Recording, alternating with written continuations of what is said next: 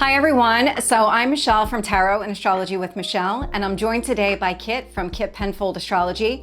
And so what we're doing is we're going through the second quarter, so April, May, and June of 2026. We're gonna go through the astrology by zodiac sign, as well as a tarot reading for every single month by zodiac sign. These readings are general readings. So that means obviously you need to go find your natal chart and figure out where, if you have any personal planets or points where we're going to be talking about. You can listen for your rising sign. That is where I have created these readings from. Or you can listen for your sun sign and your moon sign if that is something that speaks to you. I just want to also mention that because this is a general reading, I'm not talking about all of the moons or all of the little things that Mercury does. Those we're going to leave for smaller videos that Michelle or I are going to be putting out over the coming months. And so since this is a high level kind of general reading and we're not touching on all the transits, we both independently put out videos connected to the different transits and the kind of more everyday influences. So subscribe to both of us individually, of course, and you'll get access to all that content.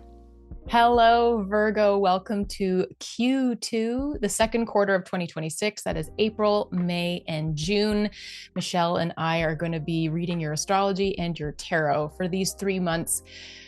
This quarter is pretty immense. I know we said February was a big one, and that's because we had an eclipse there. We have got heat, we have squares, we have cazimis, which is the kind of more heat because it involves the sun. Let's start with April. We're going to be really focusing in on your 8th house where Aries is. We're going to be focusing on Aries. So your 8th house is shared finances, shared resources. This has a lot to do with like the other people's money, debts, loans. But it also has a great deal to do with kind of personal transformation, kind of death, rebirth, transformation. It is a very deep house.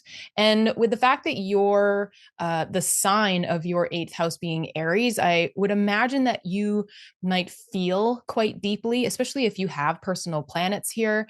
If you're an Aries sun, where the sun is right now, happy birthday. And also this would speak to a great kind of power. It could have led you already to transformation. But believe you me, I think with Neptune moving into your 8th, there is going to be quite a bit of change happening here for you. So that is the first thing I want to mention is that just in the last quarter, so in February, we saw Saturn move in here. In January, we saw Neptune move in here. So we have those opposing energies, that dissolving of boundary, which is Neptune, and then the creation and that structure of boundary being Saturn, the Lord of Time, coming into a fire sign. This is where Saturn is in its fall or its depression because it's in its exaltation across the road here in your 2nd house in Libra. So Saturn is struggling in that way, trying to figure out where it can plant its feet and do its work for you, figuring out things for the long term, probably restricting quite a lot in your 8th house. Just really keep an eye on finances here, especially when it comes to mortgages and things like that, if you happen to have one. This could be your spouse's or your partner's or your business partner's money as well. Or this could talk to intimacy. Is there or has there been situations over the last couple of years, and maybe the last 14 years as well with Neptune, in your 7th house that are now coming into your 8th as a progression to dive into deeper depths around what you want in a relationship and your ability to become more vulnerable? Neptune moving into an 8th, I think this is really going to be speaking to karmic relationships, that the vulnerability that comes along with intimacy, and you having to transform in some sort of way. No matter where anyone is having this Neptune, Saturn, and Aries, it is calling for deep transformation because of we're used to an Aries that is fire, that is right now with the sun here. The sun is in its exaltation. So adding like the exalted ruler to this house and this sign This is power. Aries is the first sign of the zodiac. It is the spring and it pushes the buds out of the ground. It is bright with the sun, lighting up our sky after the equinox. This is all about the I am, the individual. And so when Neptune comes in here, it likes to dissolve things like that. So you may feel as though there is this dissolving of ego, dissolving of the I am, and it might leave you a little unsettled in the fact that this place that you may have felt a great strength is going to call you into more vulnerability. Saturn is also going to be asking you to look at the exact same things and say, what are we doing for the long term? I'm going to take away what no longer serves you so that you set yourself up over the next 2 years whilst it's in your 8th house to be able to have the most strength here as possible. Saturn is a malefic planet and it can feel really crappy when it takes things away from you over and over again. But by the time that it finishes up in a sign, it always looks and feels, I find, that you can really see where structure has been put into place and a strength, a courage has been put into place, I find. So that is what these two are doing here. And this is where we begin with April, truly. From this window, there's a major window. It's basically the whole of the month. April 9th to May 18th, we have Aries' ruler coming in. Mars rules Aries. And so not only do you have the exalted ruler, which is the sun, we have the ruler of Aries in here. Mars is finally at home, able to do really good work, able to put its feet down and be its true Mars self. So that is drive, action, fire, ignition, wanting to take action and do things.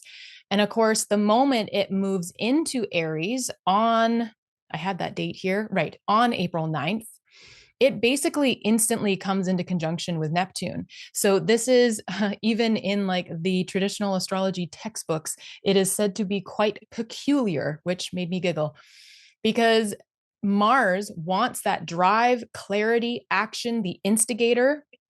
And Neptune is talking about dissolving that. So how can you possibly move forward when Neptune wants to dissolve all of the kind of independent energy that comes along for someone to have the courage to move forward, or that kind of what's the word I'm looking for? Kind of the drive.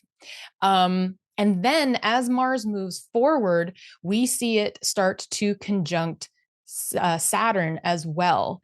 Now, the whole of this month, in April, I encourage you to not start anything. And I know that sounds pretty weird in itself because it's a whole month, Kitt. How can we not start everything? You're going to want to. You're going to have that drive to, especially in that 8th house. I'm hoping that perhaps you're putting something in place when it comes to leaning into maybe a more spiritual side of yourself with that Neptune being there. You have had Chiron here in Aries for a couple of years now, asking you about any wounds that you have, about who you are, and asking you to start stepping into the healing around those questions, those inner beliefs about yourself. Big T, small t trauma can come up here and be triggered and activated within you, especially as planets or points have opposed, squared, trined. Chiron's been hitting Jupiter quite a bit as a square. There's been a lot of activation to this Chiron over the last couple of months, and this month is no different. We're going to have the sun, Mercury, Mars, Venus has already been on Chiron. So there is this kind of working on the final bits of these kinds of wounds around who you are. And so if you are starting something at this time, you're probably going to end up with a lot of restriction, frustration, delays because of that Neptune putting a fog into play. Maybe Saturn telling you well, we can't do things in a rush the way that Aries knows how to do. We have to plan this out. I'm not going to let you take these massive steps forward. So if you do start something at this time, just expect that and plan for it. There is no rushing with this in April, especially when it comes to this whole shared finances, maybe putting things in place with banking. Perhaps you're newly with someone and you're setting up banking together, or you are just going through a separation or a divorce and you are figuring out those final steps.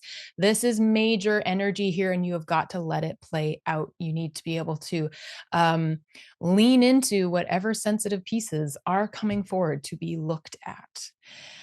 Now, Mars is in Aries. It takes a bit longer than a Venus or a Mercury. It's going to be here from April 9th to May 18th. And the last time it was here was April 30th to June 8th of 2024. So if you're someone who has a journal or a calendar and you want to look back at the last time Mars was here and what it was asking you to do and shift and change and what kind of work it was doing, of course, it wasn't meeting a Neptune and a Saturn when it came through, but this will give you a bit of an idea of what happened last time and what you could perhaps put in place this time as you come through.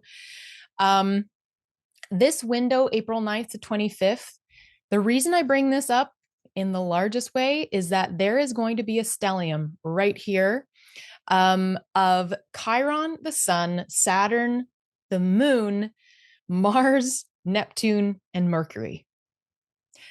Holy smokes. You could not have more juxtaposing energies and archetypes and themes all in one sign, packed in there like a box of sardines, can of sardines. That's what we're looking at.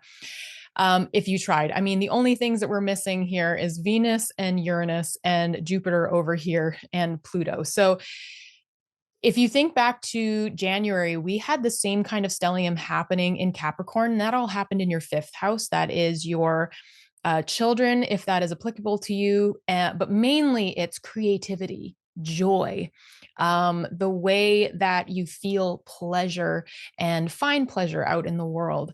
It's also romance. Now, when that happened in January, it was as though every single thing wanted our attention at the same time. No matter where it was in our chart, it was, our hearts being called forward, our voice being called forward, our drive being called forward, but don't do too much, but just do a lot. Oh my goodness, a lot happened here. And that is what is also going to be happening here in your eighth house now during April. So we do have this new moon here in your eighth house. This is going to be talking to a whole new beginning happening here, a new chapter. And it is conjunct that Chiron, the work that you have been doing, the wounded healer, probably asking you to look at something in a whole new way, closing up the last bits of this chapter so you can step into a new one. I know vulnerability and intimacy and those kind of taboo subjects around shared finances, that kind of thing, or transformation in itself is scary business. But this is powerful if one is ready to step into it. Always have that journal ready, have that notebook ready, be ready to write things down. It's going to be better to be writing down everything that comes into your mind and just getting it out onto a page or into a voice memo than feeling like it's time to take action. Because until this separates, until this new moon is done, I would say that everything's just going to feel like it's coming at you all at once here. I want to talk about those conjunctions again. We're just going to go back a day here. And so I can tell you Mars conjuncts Neptune exactly on April 12th at 10:24 p.m. Pacific time at 2 degrees, 39 minutes. So that is that dissolving from Neptune, meeting that drive from Mars. And then Mars moves forward to 7 degrees and meets Saturn. Not only does it meet Saturn, but it meets Mercury for the fifth time. So this, again, that like action, drive, Mars, but then restriction, take time of Saturn, this opposing energy. This fifth conjunction of Mars and Mercury really means something because back in October of 2025, they had their first conjunction down here in your third house of communication, writing, thinking. This can also mean siblings and your like nearby community or education. They conjunct here for the first time, bringing into play something that you wanted to investigate, perhaps, or something that came up from the depths. They were also part of that grand water trine. So this could be emotion led, that watery sign of Scorpio. Then they had another one in Capricorn. Yeah. So it's been a lot for Mercury coming around here. And if you watched any of my videos from back then, I was talking about Mercury going through a story. There is something being threaded together, probably like an evolution of your voice, of your intellect, the way that you are thinking, perhaps a strength in your thinking. Keep in mind here, I should have mentioned this at the beginning, Mercury is your ruling planet. So this is a big deal, what Mercury is doing. And the fact that this right now, this last conjunction, they're not coming together again, Mars and Mercury, until January 2028. That is a big deal. So this has meant something from your third all the way around to your eighth. Where are you learning to use your voice differently? How have you learned that you can trust yourself, your instincts? Mercury has just come fresh off of a retrograde in your seventh house of partnerships and relationships. This may have really shown you, hey, I need to rethink how I am speaking at all. Perhaps you are someone in a situation where it is that you have been truly called into trusting yourself when it comes to using your voice. I say that because that is very Piscean. And the North Node is here, something that we usually have to step into, those fated new beginnings. It's all on you, baby. And it's all coming into your eighth, where it is that we go even deeper into those relationships. But again, it all stems from you. So this results, I think, in great power, great self-knowledge. But it takes a lot to come through this. This is all what Q2 is about, isn't it? April 19th, the sun moves into Taurus. That is your ninth house of beliefs and philosophy. Happy birthday to any of my Taurus sons. And then the sun is going to move forward to square or be squared by Pluto. This is a major thing. We're not going to stick talking about every single one of these squares because there's a lot of them, but I wanted to mention the one where the sun is being squared by Pluto. For the last year or so, Pluto has been in your sixth house.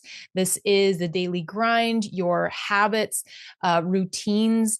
This can also be very much health. And your sixth house is Aquarius. Excuse me. We're just starting to have Aquarius eclipses here. As of February in the first quarter, we had our first Aquarius eclipse, and then we're going to be seeing the North Node come in here later on this year. Pluto has been transforming this sign and this house for you already, I'm sure, bringing things from the darkest depths that we didn't even know existed and making us look at them. And it's going to stay here for another like 17, 18 years. So we've got time with this here. But Pluto, when it squares, sextiles, trines any other planet or point, it brings a point, it brings up a lot around, it's very intense. It wants to look into things. It wants to investigate things because it's about the depths of what it is we're doing, how it is that we are transforming.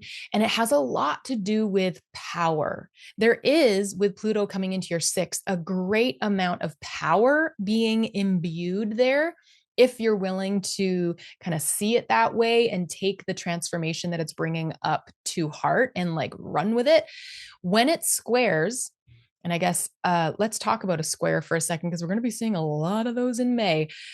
A square is when two planets have an aspect to one another, and it is 1, 2, 3, 4 houses apart, and they have to be at the same degree.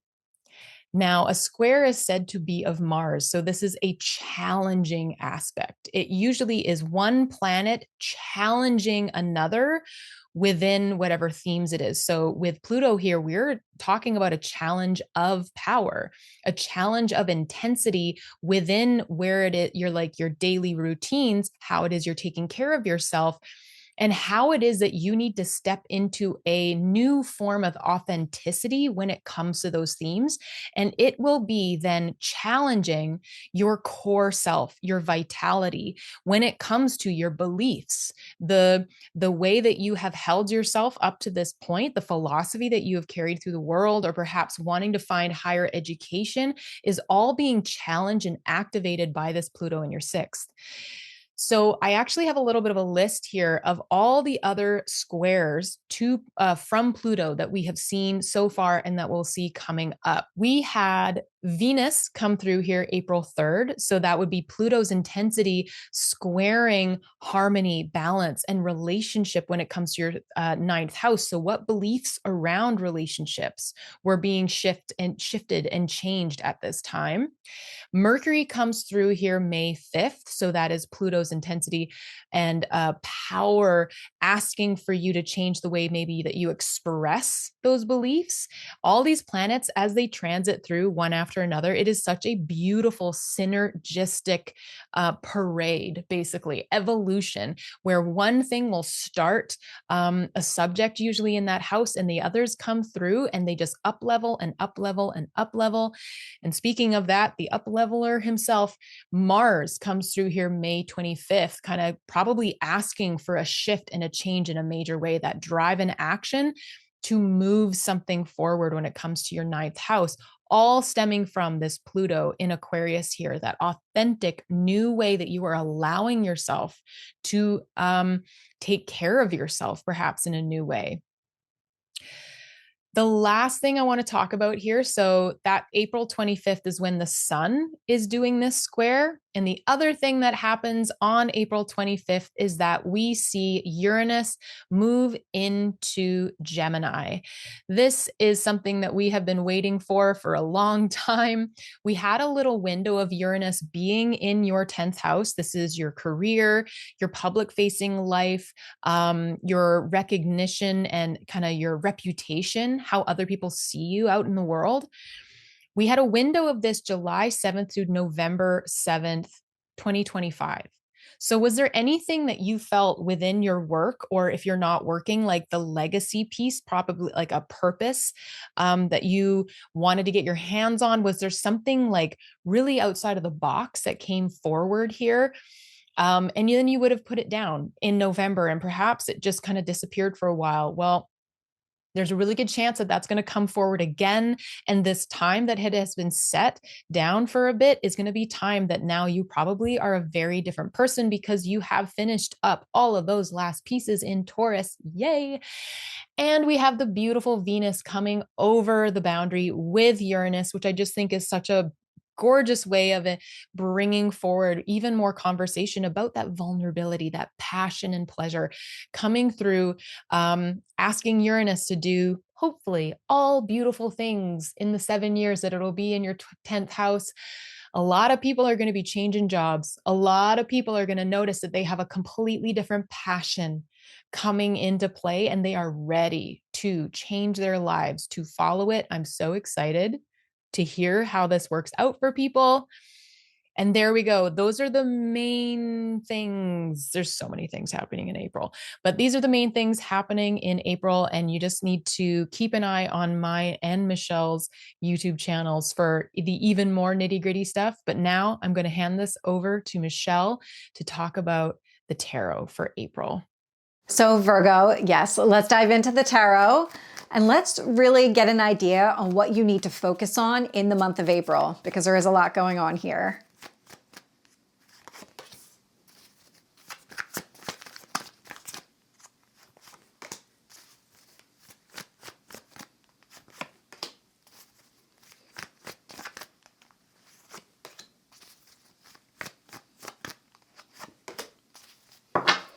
So it's going to come down to, what exactly do you want to build?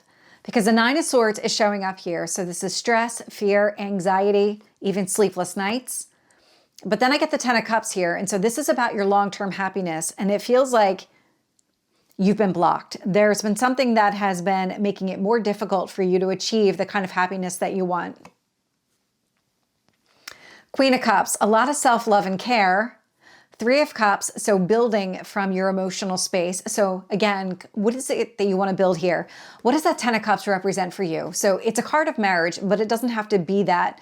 It can just be long-term happiness, just that kind of life here that you want to build. Ten of Cups, Queen of Cups, Three of Cups have all been blocked so far by that Nine of Swords, but you're being given a kind of a fresh new start here. So what do you want to do? Because I've got the Fool showing up, and so it's about clearing away the past, focusing on the future, moving in the direction here of what you want. Let's get the obstacles and challenges for you.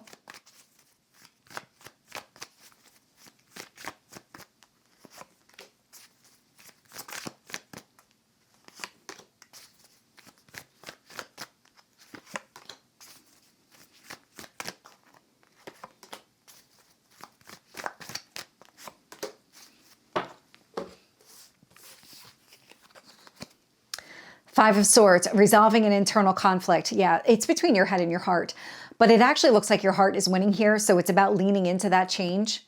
The Magician, what is it that you want to manifest? What is it that you want to grow, plan for in the future? So what kind of life do you want to build here? Justice, acting from a place of balance. Nine of Cups, focusing here on what you want. And I get the Death card, change and transformation. So what this is coming down to, none of these are really coming through as obstacles or challenges. These are things that you're already working through. The real obstacle here is the Nine of Swords. And how has that held you back? And what do you want to do about it? Because I've got the Nine of Cups and the Ten of Cups showing up here. And so when it comes to your happiness, it's really about thinking long term. What kind of life do you want to build? What steps do you need to take today? How do you plan for this level of success? And here, what do you need to release in order to embrace the new? So let's get the advice here for you, Virgo, for the month of April.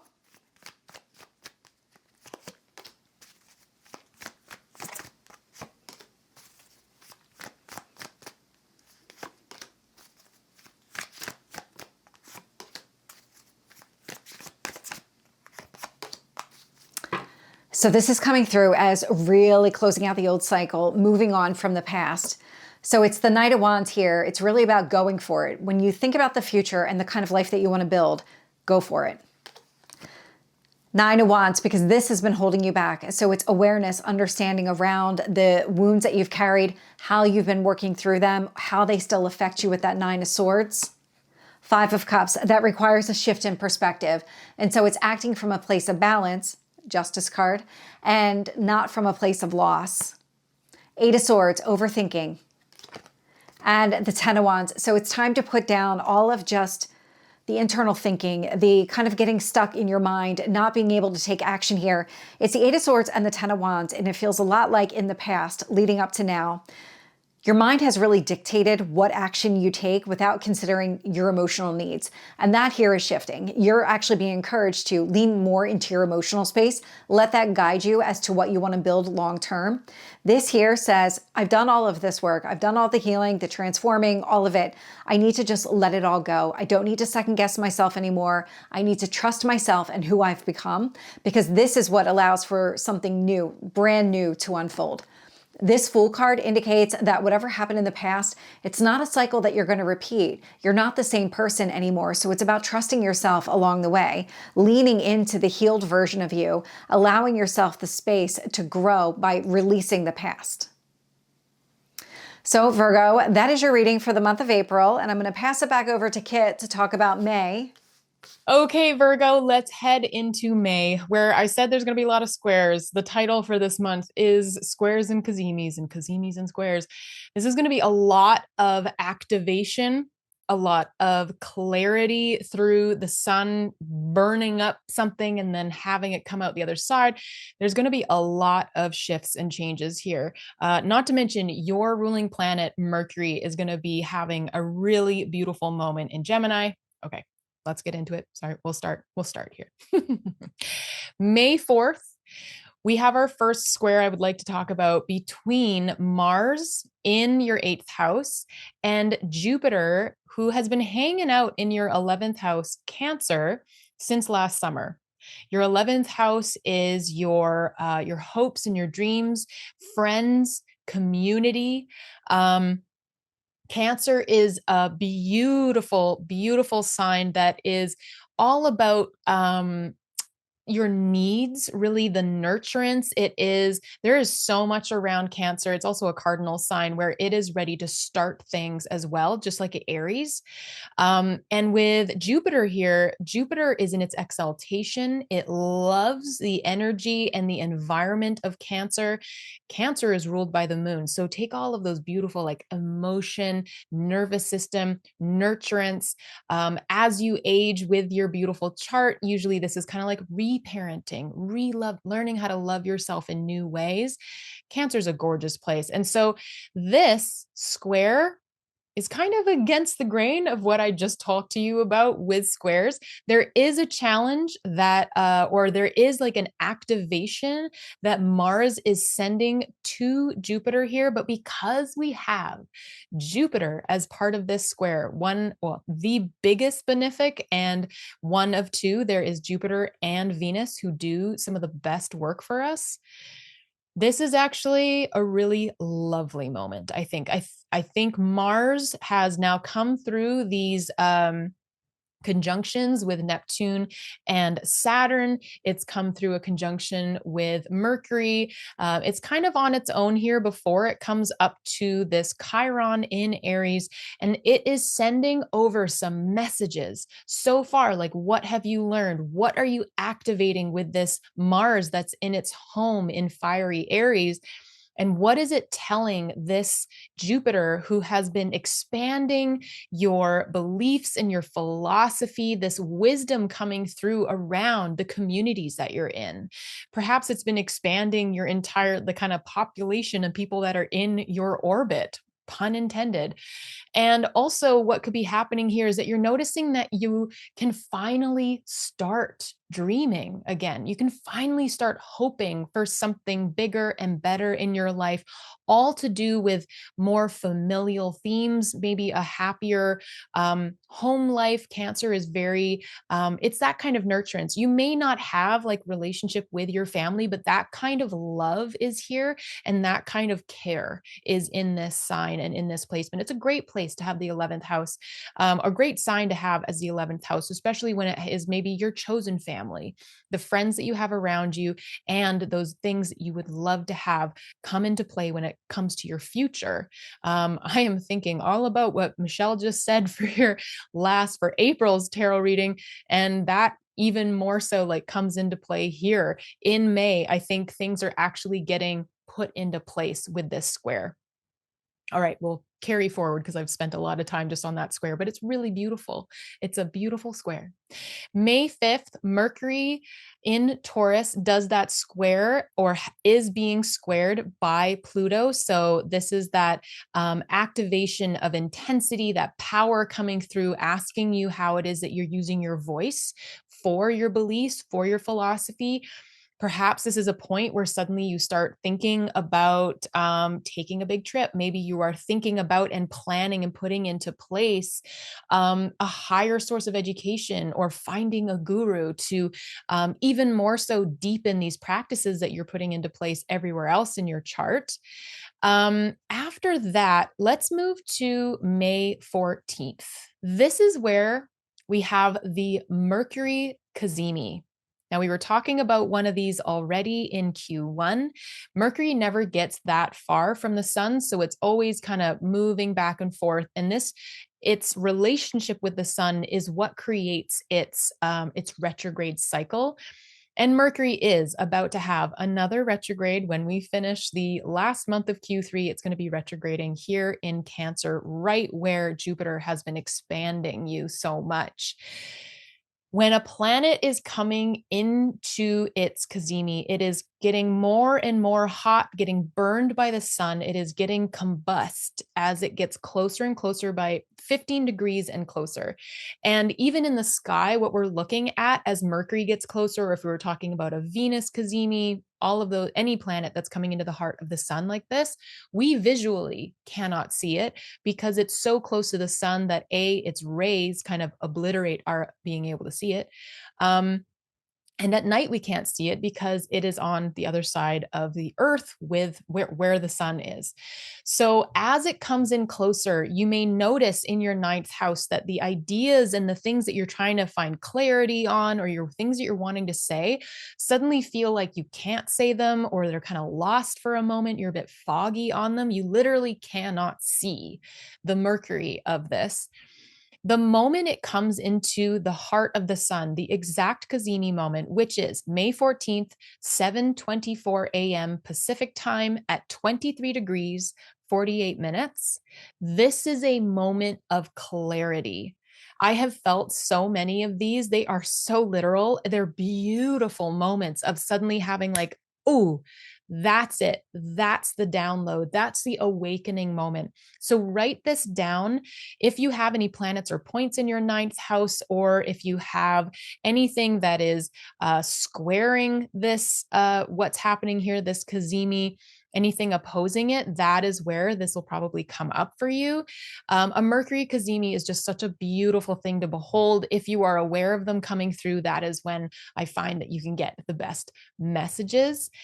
And then right after that, Mercury is going to be heading into Gemini, which is its other place of domicile other than you and your first house.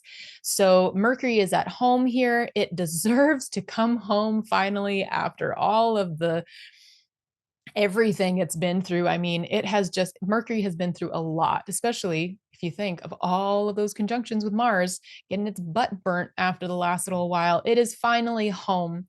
And instantly after this cazimi, this awakening moment, and now being reborn anew out the other side of the sun, and within 15 degrees, suddenly we're going to be able to see it again in the sky. It lands right on top of Uranus, who is also very much at home in Gemini. Uranus and Gemini are two peas in a pod. This is a really, really cool placement. And Mercury and Uranus, when they come together, this happens about once a year.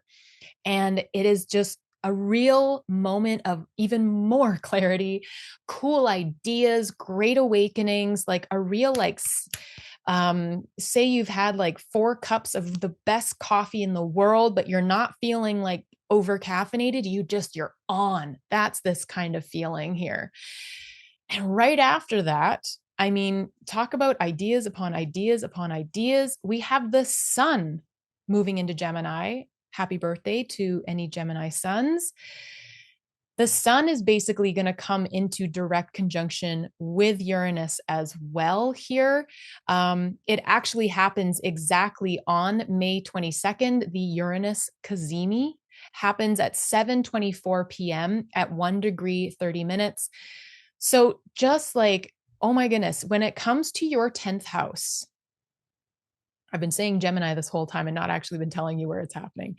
Your career, the way other people see you, the public facing life. If you aren't someone who's working, if you're retired, or if you're like early years and you haven't quite got there yet, this is very much like what your passion at this moment, the thing that kind of highest purpose point. The 10th house is always at the top of the chart to represent that. These are ideas and clarity and just magic moments awakening. The Uranus is known as the Great Awakener. I have the most downloads with Uranus. Also, very, very quick ideas that I put into place. This is kind of how close my Uranus and Sun are. So boy, oh boy, shifter and changer is this planet. This is all just so much clarity coming through and ideas. You may not put them into place just yet with the fact that Mercury is heading into a retrograde in the next sign over at the end of June. But all of these moments to write down, moments to be able to come back to of like, oh, what was that idea that I had back in May? This is all just such gorgeous, gorgeous aspects, cazimis, conjunctions, all of it. If we move forward now to May 25th, we're going to see that Mars being squared by Pluto. So that's a big major thing right now, that power of Pluto and what it is that it's doing in your 6th house of your day-to-day life and your health, asking for action now. in your ninth house, beliefs, philosophy.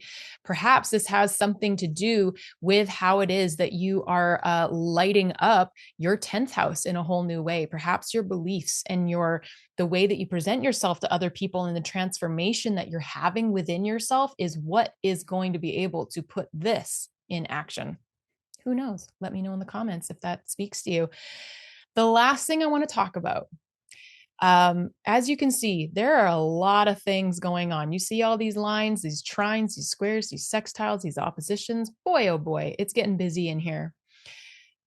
I want to talk about the fact that as these planets all move through and around, they've just been at this major conjunction in April in Aries in your 8th house. When they come through Cancer, which they're all about to do, and Venus is there right now at the end of May, they are going to, when they first enter, they're going to be squared by Neptune. And then as they move forward a couple more degrees, they're going to be squared by Saturn. These are all very new energies in your 8th house. They are just finding their feet because Neptune's going to be here for 14 years. Saturn's going to be here for 2 years. I know it looks like he's like shooting ahead, which he is, but he's going to have a major retrograde or two coming up. So don't get too ahead of yourself here. This energy, I think, is really important and key to what is evolving for you in 2026, because it's all about Aries. It is all about the I am. It is all about what it is that Saturn and Neptune are calling you to put into focus, put into play. How are you bringing a new spirituality and a new trust into a place where Neptune may be putting up a fog right now, maybe asking you to just dissolve the way that you have been doing things for a long time? And so, as say, for example, Venus comes through, that's love, relationship, that's equity, balance, equality. This new vulnerability or intimacy or the ability to kind of step into what it is you've been healing over the last few years with Chiron being in Aries is now coming over here and asking you to take all of that energy into your 11th house of your friends, your community, your hopes, and your dreams. I really think it's probably going to be very focused on hopes and dreams. It's going to start lighting you up. So first, this harmonious piece coming through, whatever Neptune is telling you over here, talking to Neptune. Whenever Neptune and Venus ever have a conjunction, a square, a trine, anything, be careful of what is reality. The rose-colored glasses, there may be something that comes up that you need to make sure that you have a bit more discernment, but fear not, because in a couple degrees, she's going to be squared by Saturn. And tell you what, Saturn will be the first one to tell you if something needs a bit more reality or not. So here are a couple of dates for you to write down. We're going to start with the Neptune squares. Venus is going to be squared by Neptune on May 21st. Mercury is then going to come into the exact same place where Venus is on June 3rd and be squared by Neptune. So now this is activating your voice and communication and that clarity. The sun then comes into the same position in Cancer on June 25th. And so now Neptune is talking to your purpose and your vitality and how it is that you're stepping into this kind of brilliance and strength of the sun. And when it comes to Saturn, the square from Saturn, we have the square to Venus on May 28th. So that is like asking you to plan more, asking you to think about what is the long term of this ability to step into this more softened self in the 8th house and how it is affecting your community around you, the groups around you, and how it is that you love. What are your values that you are holding now in relationship?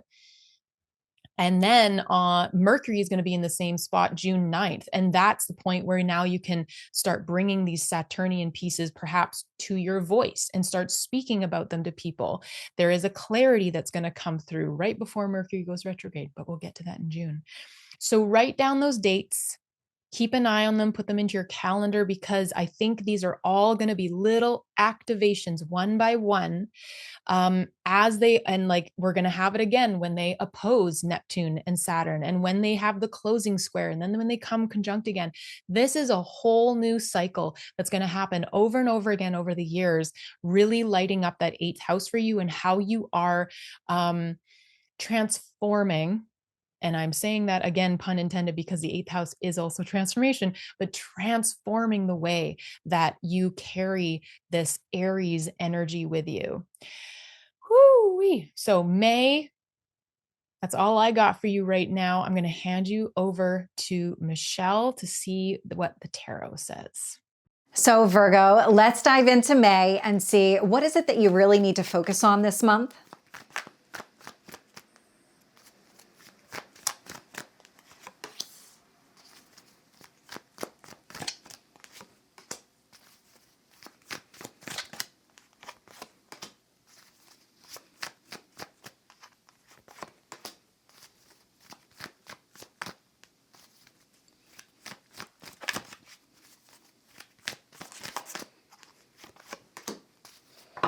So I'm getting the word builder. So that's interesting. So the 3 of Wands here, it is a card of patience, but it's waiting for your shifts to come in. So it feels like you're at this kind of building phase in your life. The Moon, so your emotions that go with the flow energy.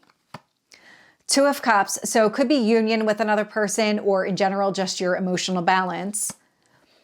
3 of Cups, 5 of Cups, 3 of Cups spilled over, 2 of Cups standing. And then I get the Knight of Cups here. There's something that's building here for you, but it's the way that you're kind of encouraged to go about it. Finding the emotional balance with the Moon card. So what is that kind of range of emotion that's normal for you? So think about the 2 extremes, and then think about what that middle ground looks like for you, because that's what you're encouraged to be in throughout the month of May. That's going to allow you to build something slow over time, something meaningful, acting from a balanced place, a shift in perspective. So again, acting from the 2 of Cups standing, not from a place of loss with those 3 of Cups spilled over, so that you're able to go after something here that you want. So let's get the obstacles and challenges here for you.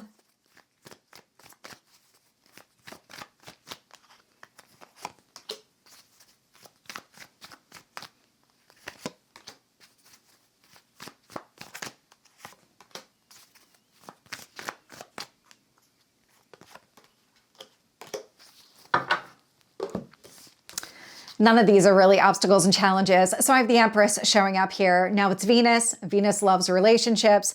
So take the 2 of Cups, Venus energy as it resonates for you.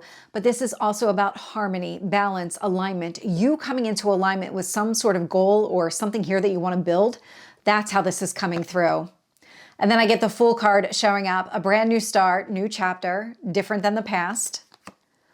5 of Wands. Now the 5 of Wands, obstacles and challenges, but it actually feels like something in your approach needs to be different. Everything up here in your focus category outside of that 3 of Wands was connected to your emotions. And so when it comes to obstacles and challenges, what are they really? How are they showing up here in your life? Because it feels like at some point, these operated as some sort of concrete barrier, not allowing any kind of progress or movement forward. You kept running into them, but I don't feel like that's going to be the case anymore because of all the balance, kind of learning how to be more, I don't want to say emotionally managed, but more grounded in yourself emotionally. And that's going to allow you to deal with these obstacles and challenges a little bit easier. Chariot, Cancer energy, success and victory. So you will overcome the obstacles and challenges, but it depends on you, your perspective, the way that you're approaching things. The more grounded you are, the more emotionally grounded you are, the easier it is to navigate all of this. And then I get the Knight of Wands, and that's freeing you up, allowing you to go after something here that you want with that Knight of Cups energy. So these obstacles don't really feel like obstacles. Not in the sense that they would have affected you in the past. This actually feels very different, like you're able to navigate them easier, again, because you're coming at it from a different point of view. You're kind of coming at it from this perspective and encouraged to really ground yourself in the moment, focus on what truly matters, and let that be your guide as you move forward.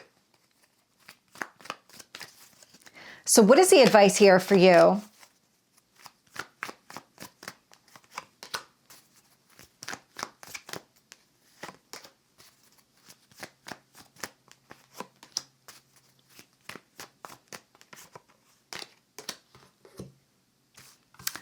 A lot of major cards showing up here. Five of Pentacles, it's letting go. So it's letting go of the past, but I'm getting lack mentality, a sense of unworthiness. There's things that are connected to the way that you view yourself that are showing up here. So if that has been part of the issue that you've experienced in the past, like you didn't feel like you were worthy of any kind of goals or dreams, that's part of what you need to release here. So take that as it resonates. Not going to be applicable for everybody, but letting go of the past is. Temperance, emotional balance, alignment. Death card, change and transformation. Hierophant here, so could be about a union. Again, take that as it resonates. It's a lot about stability. And the Emperor, more about stability. So the way that this is coming through, because again, we have a lot of major cards. When it comes to navigating your own emotions, grounding yourself, focusing on what you want and moving in that direction, giving yourself that time to build, it's really the way that you're encouraged to approach it. This here says focusing on your stability, lean into the change, the transformation, everything that's been happening here. Allow your perception of the entire situation, including yourself, be adjusted. You're not the same person that you were in the past. You're not going to have the same level of response when it comes to any kind of obstacles.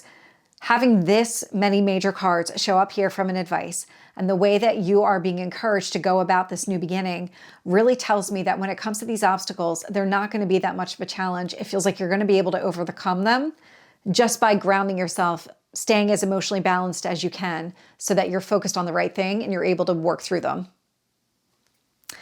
So Virgo, that is your reading for May, and I'm going to send it back over to Kitt to talk about June.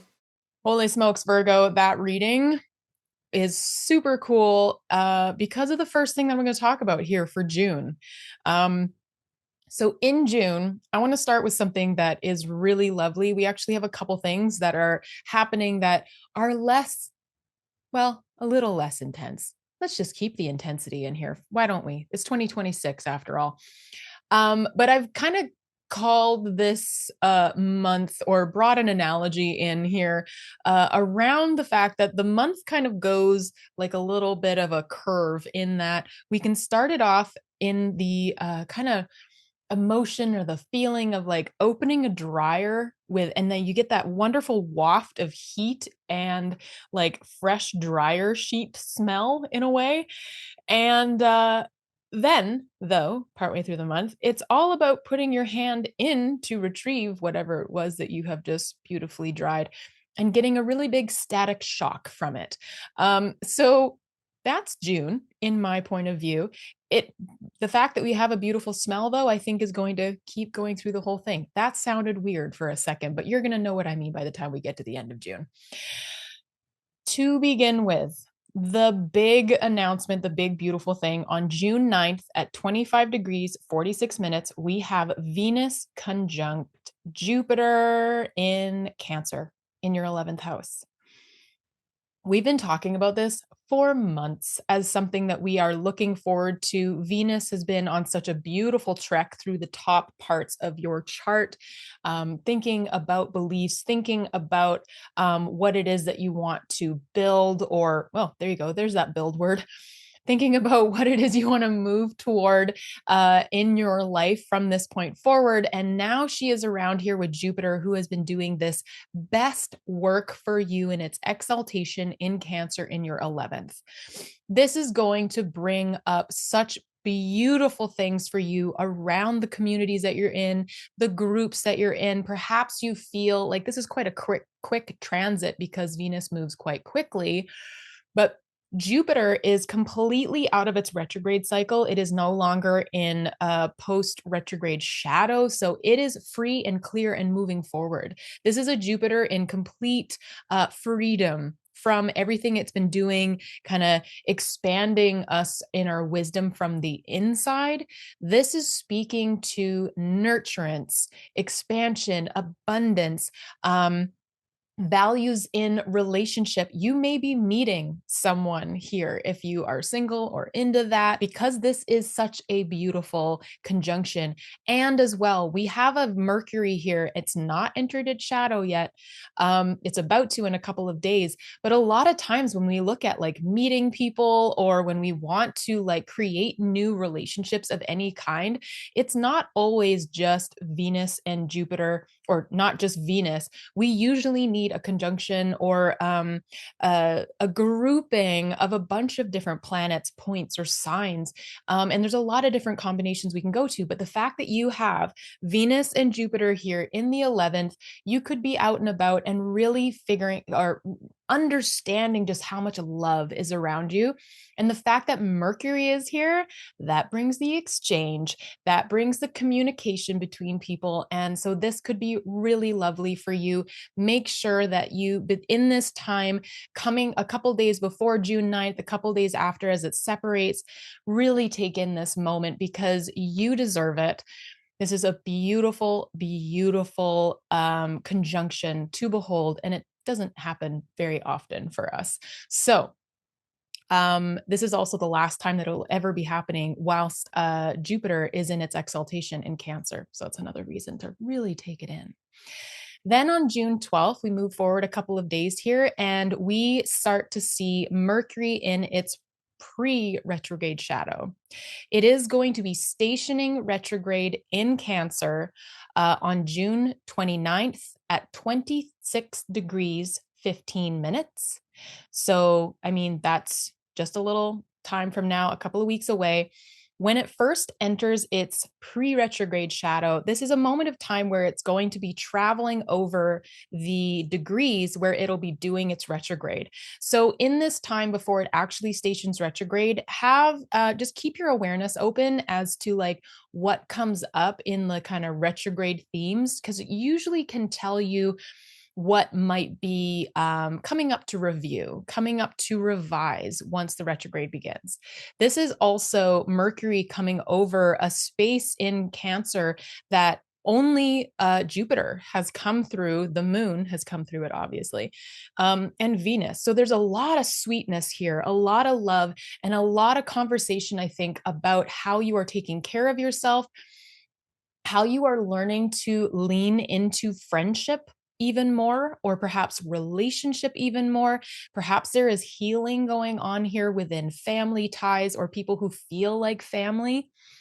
This is a moment where you can lean in, but also you may start noticing, like, I don't know if I want to speak to this just yet. That's just fine. Write it all down. Mercury retrogrades, write all that shit down and wait until it's done before you take any action on it if you want to. Otherwise, you may have to come back and redo it again after. But this is a really sweet moment as well, I think. I know it's a Mercury retrograde, and we usually get really uptight when we talk about these things, but this is Mercury in Cancer. This is also in a place where Jupiter has just been. So I think that if we treat this with the loving nurturance of the sign that it is in, and also the 11th house, that is hopes and dreams, that is good fortune. So let Mercury do its thing here. It is straightening something out for you in a way that it isn't doing for a lot of other signs, with it being the 11th house. If you have this happening in the 11th or the 5th, that's kind of the nice moments.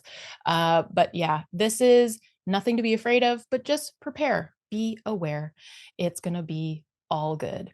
June 21st, we have the sun moving into Cancer. So happy birthday to all of my Cancer suns. And then, of course, June 29th, again, Mercury retrograde begins. And the next day after that, on June 30th, we have Jupiter moving into the sign of Leo. It's going to be spending a year here. And for the first few weeks, actually quite a few weeks, it's going to be on its own. Venus is there at the moment, but Venus is just going to be moving out in about a week or so. There's a moment of time that you get Jupiter here in your 12th of Leo. 12th house is all about your inner realms, your inner psyche. This is where we go to retreat and to think about things. Sometimes things can come up from the hidden realms that we didn't even know about. With Leo here, this is ruled by the sun. So this could be a place where in the past, you have noticed yourself almost feeling as though there is a courage here within your inner realms, inner psyche, that kind of thing.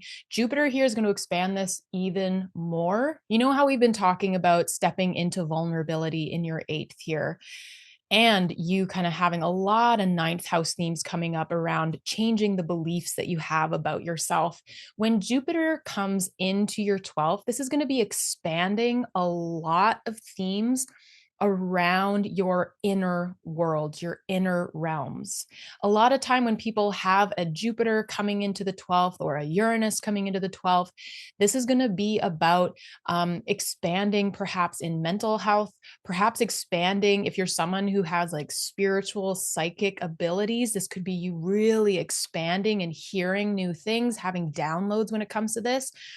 Jupiter expands whatever it touches. So if you have planets or points here in your 12th house, it's going to be expanding those, and it's going to be expanding your courage, Leo the lion, of moving into a sense of self within yourself, perhaps asking you to retreat for the next year or so in a major way where Jupiter can teach you and bring you wisdom like no other planet. After about 6 weeks or so, we have the South Node also moving into your 12th house. You have had the South Node in your first house of self, your identity, for 18 months. And boy, oh boy, Virgo risings and Virgo suns, Virgo moons, you guys have been going through it, being asked to shed parts of yourself that maybe you've been holding on to just for a rainy day, just in case you might be perceived as a bad person or that you're not doing things good enough or perfect enough. Boy, oh boy, you have been getting called to let go. This is now a South Node that has taken on all of that knowledge coming through your first house and is moving into your 12th, helping you shed any beliefs about yourself from your inner realms. Perhaps you're going to find a really incredible therapist or a new modality of healing within this time. There's a lot that can happen in your 12th house. And I think Jupiter coming in here is going to be a beautiful blessing. Again, make sure you have a journal at this time because Jupiter is going to be expanding all of those thoughts from the inside out. All right, we just got a couple more things that I want to talk about in June. We're talking about how this has been such a lovely, the beautiful smell of the fresh, warm dryer. And now we're going to talk about the static moments. My notes here literally say it's a hell of an exit because we have Mars entering Gemini, instantly conjunct Uranus, pretty much, and then conjuncting exactly. And then we have a Capricorn full moon who is also attached to Mars, conjuncting Uranus. And we have a thing happening called a planet being at the bending of the nodes. So you want to know what that is? Let's get into it. So first of all, Mars enters Gemini June 28th. So let's back up 2 days here so we can get that happening. Mars comes in, and even at 0 degrees, very instantly in Gemini, it is within the 3-degree orb of being conjunct Uranus. So already right away, we're going to start feeling this heat. And the great awakener, the great shifty shocker of the Uranus planet coming together. This could feel instantly on this day like something is starting to happen. If you're one of those people that starts to feel things happening like a week before, Michelle and I are that kind of person. Boy, oh boy, we send voice notes to one another all the time of going, are you feeling this already? I'm like, yep. So you may have already been feeling this come up, but this is all about your career. This is where I think where all that clarity was coming through before with Mercury coming through here and the cazimis, this may be an action point. But so I don't want you to get too impulsive at this time. And it's going to be hard not to be. So, it kind of comes with a big old grain of salt. On July 3rd, so we're going to cheat a little bit and move into July 3rd a little bit, we get the exact conjunction of Mars and Uranus at 3 degrees, 52 minutes. This is impulsivity. This is rebellion with heat behind it. This can be some explosive stuff coming through. This could also be explosive ideas, you ready to take action in a way that no one saw coming, or something that happens that just comes out of nowhere that you now have to deal with. There's also a chance that this only happens in a very slight little narrow way for you. This doesn't always happen for everyone, but it's a pretty unignorable. Is that the right word? You can't ignore this. The other thing that's happening at the exact same time, let's talk about this thing called at the bending. So when the nodes, which are at 2 degrees, the North Node in Pisces, the South Node at 2 degrees Virgo, your first house, So this is going to have something to do with probably you and your identity, as well as your relationships, your partnerships. This could also be business partnerships. As well, I'm going to loop in your 6th and your 12th, where we've already had one Aquarius eclipse. Like we're already within that season. So the way you're taking care of yourself, your daily routines, what your world looks like around you. Also, if you happen to be a boss and you have employees, 6th house can be employees, 6th house can be pets. Boy, oh boy, I have Jupiter in my 6th house right now, and it is messing with my pets. And then 12th house, we've just talked about that, your inner world. So when a planet or point comes to the exact degree as a square to the south node and the north node, this is called at the bending of the nodes. So we have eclipse season when the sun and the moon get really close to the nodes as a conjunction. And when things are at a square like this is an activation point of fated new beginnings, fated endings. So if we look at this in traditional astrology, when we look at things to the right, this would be the north node activating this Mars and Uranus. And then what happens there in your career house, your public facing life, your reputation, then absolutely changing and asking that south node to shift parts of yourself.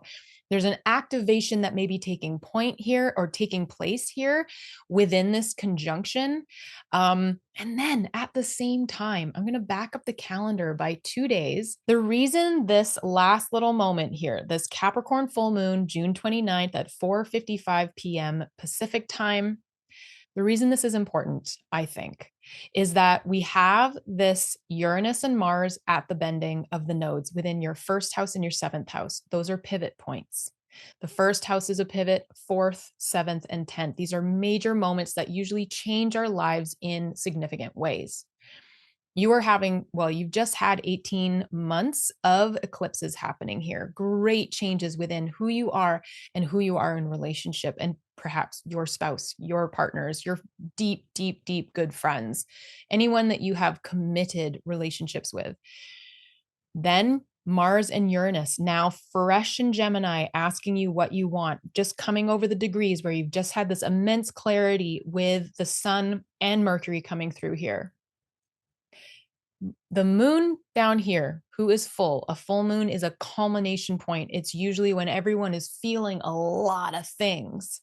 The moon is in its detriment in Capricorn. It wants to be over here in Cancer, where everyone else has been having fun with Jupiter. But it's over here in Capricorn in your 5th house of joy, creativity, where your children is a big one, if that's applicable to you or the children around you, romance. And this is work, dedication. Capricorn is ruled by Saturn, who is newly in this place that we've been talking about, your 8th house, vulnerability, this leaning into shared resource, karmic relationships, perhaps that you have, karmic ties that you need to deal with, the intimacy of life and transformation. You have that energy going on here in Capricorn. And as well, the exalted ruler of Capricorn is Mars. It is getting lit up with Uranus at the bending of the nodes.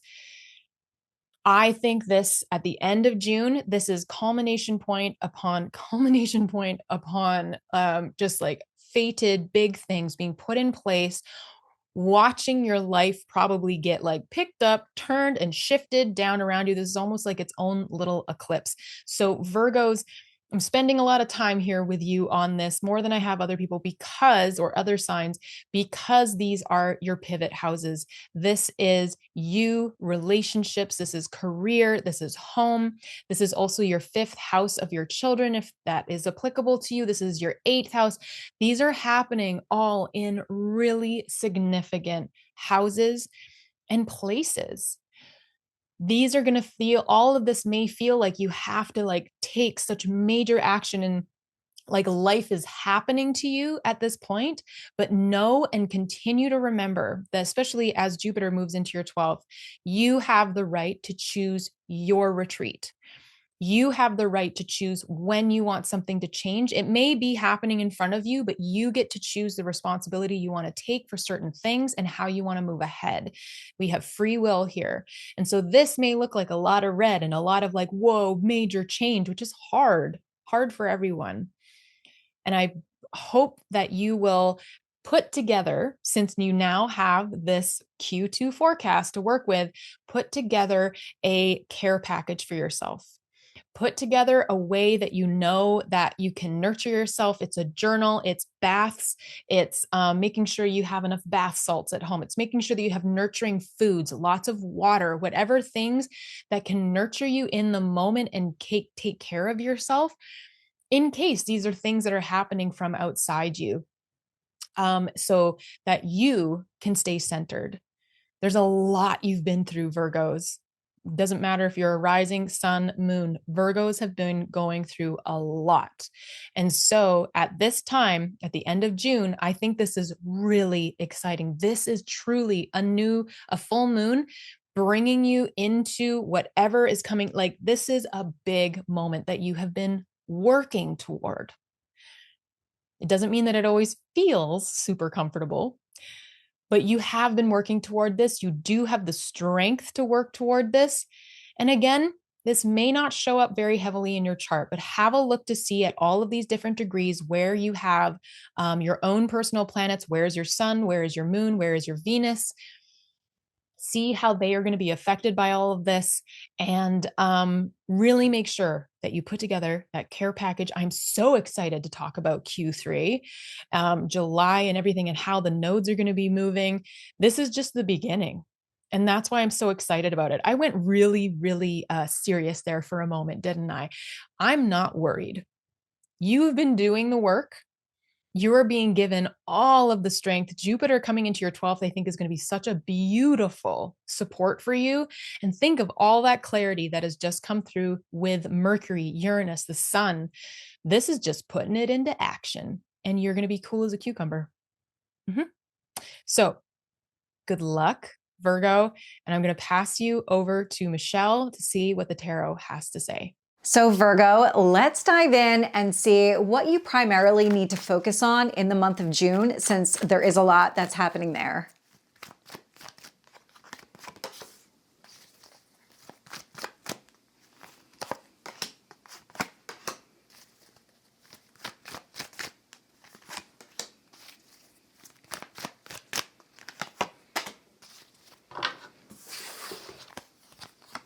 Page of Wands. So it's about taking action to overcome obstacles and challenges here. So it's not about ignoring them. It's not about retreating. It's facing them head on here. Hanged Man, any kind of pause or delay is giving you a chance to look at these obstacles, figure out what action you want to take, because on the other side of those obstacles is what you want, the Nine of Cups. And then I get the Death card, change and transformation. This actually feels like almost like a test or a hurdle that you need to jump in order to achieve the results that you want, in order to have your dreams be fulfilled here. So let's get the obstacles or challenges.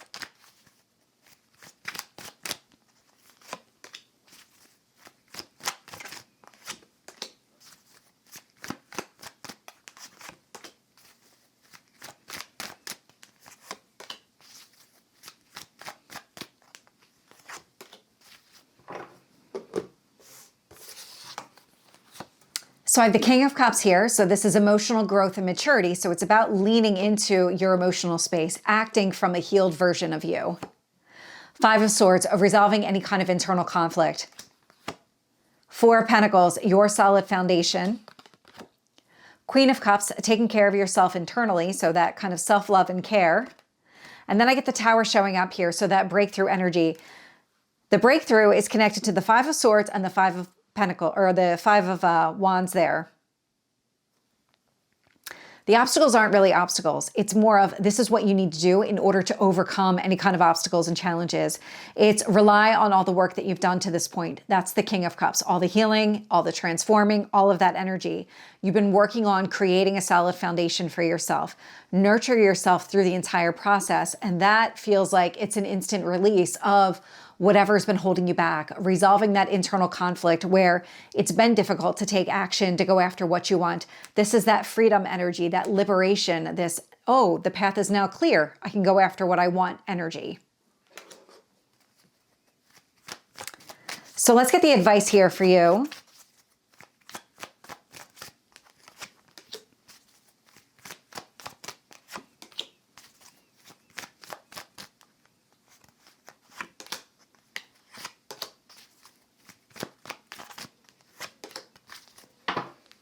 Lots of major cards again. High Priestess, trust yourself, your intuition. The Magician, manifest what you want. So when it comes to that Nine of Cups, what is it that you want to accomplish? The Magician here says, put a plan into place and then have that kind of inner fortitude to get there. Judgment, resurrection, and rebirth. It's overcoming all the obstacles and challenges. It's completing the transformation process. That's essentially what this is coming down to.